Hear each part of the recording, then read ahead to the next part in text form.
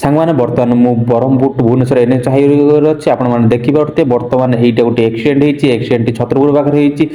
ଏଇ Brahmapur two Bhubaneswar highway ଉପରେ ପ୍ରତିଦିନ ହଜାର ହଜାର ଗାଡ଼ି ଯାଏ, କିନ୍ତୁ ଦୁର୍ଭାଗ୍ୟବଶତଃ ଆଜି ଏଇ ଟ୍ରକ୍ଟି ଏକ ଟ୍ରାକ୍ଟରକୁ ଚକୁଡ଼ି ଦେଇ ପଡ଼ିଛି। ସେ ଟ୍ରାକ୍ଟରର ଅବସ୍ଥା ବହୁତ ଖତରନାକ ହେଇଛି। ଆପଣମାନେ ଦେଖିଲେ ସକ୍ ହେଇଯିବେ।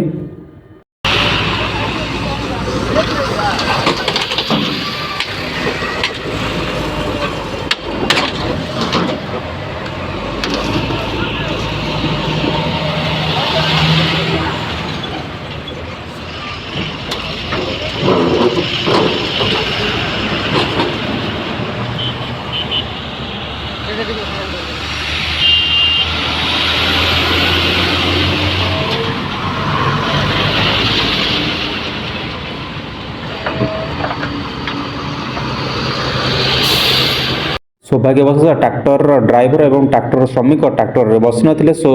ଟ୍ରାକ୍ଟରଟି ରୋଡ୍ ସାଇଡ୍ରେ ସେମାନେ ଛିଡ଼ା କରି ଟ୍ରାକ୍ଟରରେ ପାଣି ଅନଲୋଡ୍ କରୁଥିଲେ।